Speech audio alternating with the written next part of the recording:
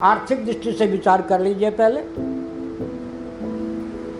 कुटीर उद्योग, लघु उद्योग जितने हैं वो किन के हाथ में थे जी? शास्त्र के अनुसार तो किन के हाथ में होना चाहिए?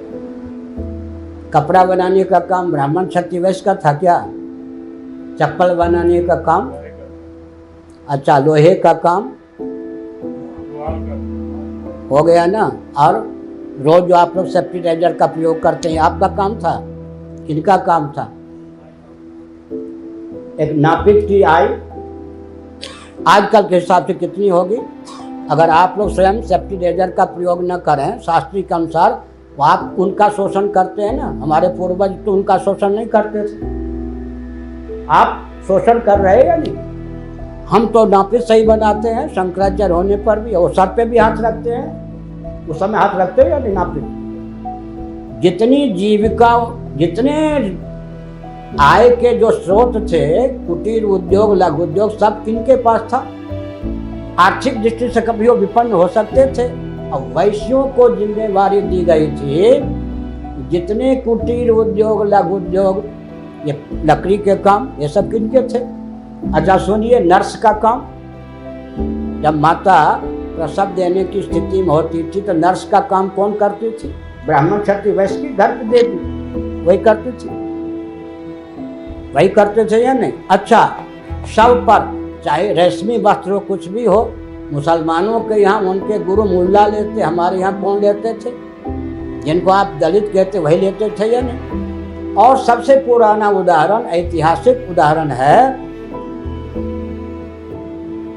हरिश्चंद्र को काशी जैसी नगरी में अगर सब धन ब्राह्मण क्षत्रियों के पास ही था, वैश्य के पास, तो जिनको पुरानी भाषा में डोम, आजकल की भाषा में अंत्यज विशेष कहते हैं, खरीदा या नहीं? उनके यहाँ हरिश्चंद्र ने नौकरी की या नहीं? अगर आर्थिक दृष्टि से समझ गए वो परिवार गया गुजरा होता तो हरिश्चंद्र वहाँ नौकरी कैसे करते?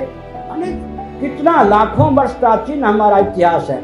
अब ये कहें गप है, ऐसे नहीं। उन्हीं के वंशधर आज भी काशी में हरिश्चंद्र घाट, मीर घाट दो श्मशान हैं। दोनों श्मशान पर टैक्स लेने का, कर लेने का अधिकार हरिश्चंद्र जिनके यहाँ नौकरी करने के लिए विवश हुए थे उनके वंशधर को प्राप्त है। आज भी वो मुँह मांगी दक्षिणा लेते हैं, समझ गए?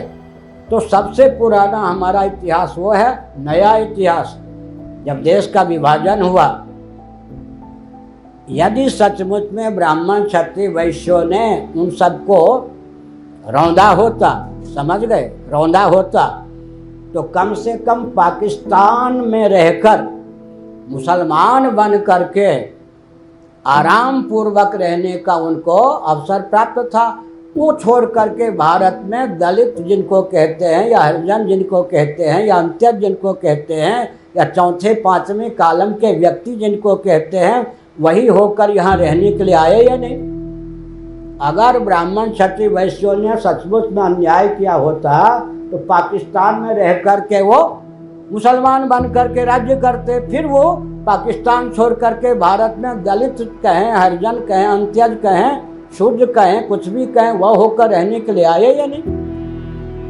इसका मतलब अंग्रेजों ने आर्थिक दृष्टि से, ऐसा विदुर जी का सम्मान था या नहीं? विदुर धर्म व्याध का सम्मान था या नहीं हमारे यहाँ?